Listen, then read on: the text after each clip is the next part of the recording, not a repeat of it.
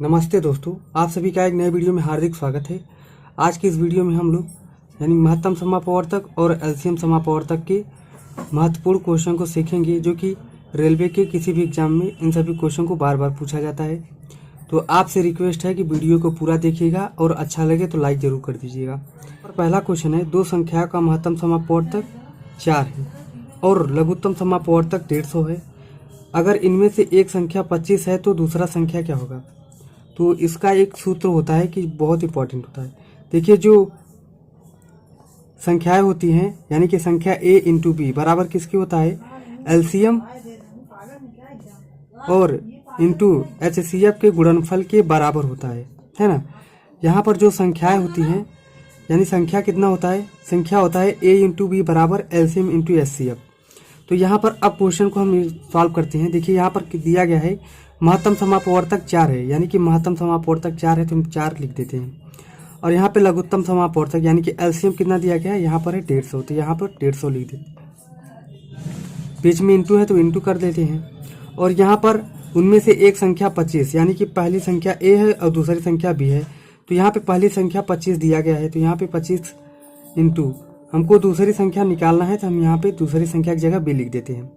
अब यहाँ पे हम केवल बी निकालेंगे, इस 25 को हम बटाम कर देंगे, यानी कि यहाँ पर हो जाएगा 150 इंटू 4 और बटे में हो जाएगा 25। अगर यहाँ पर 25 से कट कर देंगे तो 25 से करना 25, 25 छक्का 150 है ना। तो यानी कि बी बराबर हो जाएगा 6 चौके 24। तो ये दूसरी संख्या जो आया 24, यहाँ पर डी ऑप्शन करेक्ट हो जाएगा, है ना। तो ये रहा क्वेश्चन नंबर फर्स्ट। चलते हैं क्वेश्चन नंबर सेकंड को सॉल्व करते हैं। यहाँ पर है क्वेश्चन नंबर सेकंड। दो संख्याओं के लसप और मसप इतना है, यानी कि 2400 और 16 है। तो यदि एक संख्या 480 है तो दूसरी संख्या क्या होगा? जैसा कि पहला क्वेश्चन था, ठीक है, आरआरबी ग्रुप डी में पूछा गया क्वेश्चन है। तो हम क्या करेंगे, जो संख्याएं होती है यानी कि a इंटू बी किसके बराबर होता है? एलसीएम और एचसीएफ के बराबर, सॉरी गुणनफल के बराबर होता है ना। तो यहाँ पर देखिए, एक संख्या दिया गया है 480, तो यहाँ पर हम पहली संख्या 480 कर लेंगे, इंटू यहाँ पे कर लेंगे बी बराबर एलसीएम दिया गया है कितना? देखिए, यहाँ पे लसप 2400 है और मसप कितना है? 16 है। तो यहाँ पर हो जाएगा 2400 इंटू यहाँ पर हो जाएगा 16। हमको बी फाइंड आउट करना है। अब यहाँ पे 480 बटाम कर देंगे तो यहाँ पे बी बराबर हो जाएगा 2400 इंटू यहाँ पर हो जाएगा 16 और बटे में हो जाएगा 480। अब हम इसको क्या करेंगे, कट कर देंगे, यानी कि 1 जीरो यहाँ से कट जाएगा, 1 जीरो यहाँ से कट हो जाएगा। तो यहाँ पर 16 एक नम 16, 16 3 48। अगर हम 3 से कट करेंगे 24 को तो यहाँ पर बी बराबर हो जाएगा 3 8 24, यानी कि यहाँ पर 8 हो जाएगा, है ना, 1 जीरो उतर जाएगा, यानी कि बी बराबर जो आ गया 80, यानी कि दूसरी संख्या जो आ गया 80। तो यहाँ पर देखिए 80 सी ऑप्शन करेक्ट हो जाएगा। तो आई होप ये अभी क्वेश्चन आप सभी को समझ में आ गया होगा। देखिए, यहाँ पर बी बराबर यहाँ पर 80 आ गया। तो चलते हैं नेक्स्ट क्वेश्चन को सॉल्व कर लेते हैं। यहाँ पर देखिए क्वेश्चन नंबर थर्ड है कि यदि 12 और x के महत्तम समापवर्तक और लघुत्तम समापवर्तक क्रमशः यहाँ पर 3 और 60 है तो x का मान ज्ञात कीजिए। देखिए, यहाँ पर संख्या जो दी गई है 12 और x है ना, तो यहाँ पर a इंटू बी बराबर हो जाएगा, होता है एलसीएम इंटू एचसीएफ, है ना। यहाँ पर एलसीएम इंटू एचसीएफ लिख लेते हैं। अब यहाँ पर पहला संख्या 12 और दूसरा संख्या x है, तो यहाँ पर हम लिख देंगे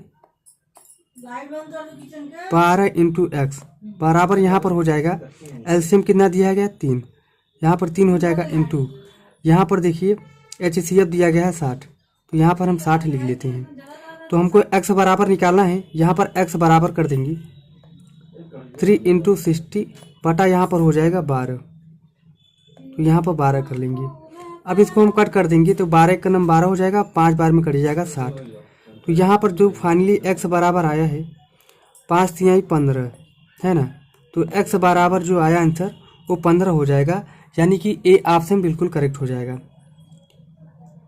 ठीक है, यहाँ पर ए ऑप्शन करेक्ट हो जाएगा। तो चलते हैं नेक्स्ट क्वेश्चन को सॉल्व कर लेते हैं। आई होप ये सभी क्वेश्चन आप सभी को समझ में आ गया होगा। यहाँ पर है क्वेश्चन नंबर 4, दो संख्याओं का गुणनफल दिया गया है 270। यदि इनका लघुत्तम समापवर्तक जो है 90 है तो इनका महत्तम समापवर्तक क्या होगा। ये रेलवे PYQ क्वेश्चन पूछा गया है ना। यहाँ पे रेलवे में PYQ क्वेश्चन पूछा गया है। तो यहाँ पर सबसे पहले हम क्या करेंगे, देखिए दो संख्याओं का जो गुणनफल है दिया गया है, संख्या A इंटू B होता है ना, दिया गया है 270। अब यहाँ पर देखिए इनका लघुत्तम यानी कि LCM दिया गया है। LCM कितना दिया गया है 90। तो HCF निकालना है, तो ये HCF हमको मालूम है। तो हम तो संख्याएं होते हैं A इंटू B बराबर होते हैं LCM इंटू HCF के, है ना।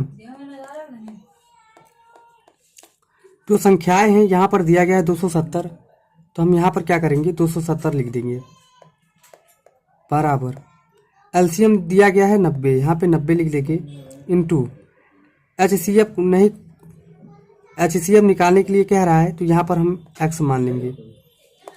अब यहाँ पर अगर हम इसको कट करेंगे तो 9 3 27 यानी कि x बराबर जो आया 3 आ गया, है ना। तो जो LCM है सॉरी जो HCF है वो x बराबर 3 आ गया, तो यही हो जाएगा आंसर।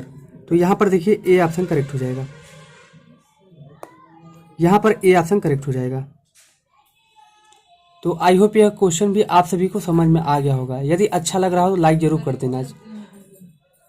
पर क्वेश्चन नंबर 5 है, तो धनात्मक संख्याओं का अनुपात 3:4 है और उनके लघुत्तम समापवर्तक और महत्तम समापवर्तक का गुणनफल कितना है 1200 है।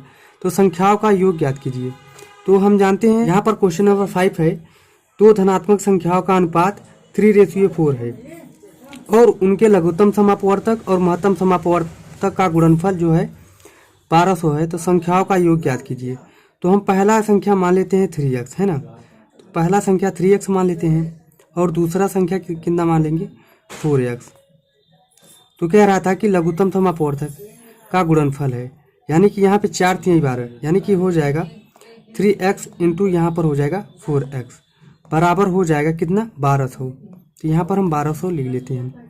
तो यहाँ पर हो जाएगा 4×3 x² बराबर यहाँ पर हो जाएगा 1200। अब इसको हम अगर कट करेंगे 1200 तो यहाँ पर हो जाएगा 100 बार। यहाँ पे 12 से कट करेंगे तो यहाँ पर 100 बार हो जाएगा और यहाँ पर केवल x निकालेंगे तो यहाँ पर हो जाएगा 10। तो यहाँ पर देखिए संख्याओं का योग ज्ञात कीजिए, यानी कि संख्या पहले कितना हम माने थे 3x और यहाँ पे 4x, यानी कि यहाँ पर हो जाएगा 3x प्लस का 4x, है ना। तो यहाँ पर हो जाएगा 4×3 7 हो जाएगा और इंटू x का मान हमने यहाँ पर 10 निकाला है तो यहाँ पर 10 रख देते हैं और यहाँ पर हो जाएगा 10×7 70 यानी तो हो जाएगा 70। यहाँ पर डी ऑप्शन बिल्कुल करेक्ट हो जाएगा। आई होप ये क्वेश्चन भी आप सभी को समझ में आ गया होगा। चलते हैं इस क्वेश्चन को सॉल्व करते हैं। ये रहा लास्ट क्वेश्चन जो कि क्वेश्चन नंबर 5 की तरह है। तो इस क्वेश्चन को आप लोग जरूर ट्राई करिएगा और इसका आंसर कमेंट में जरूर दीजिएगा।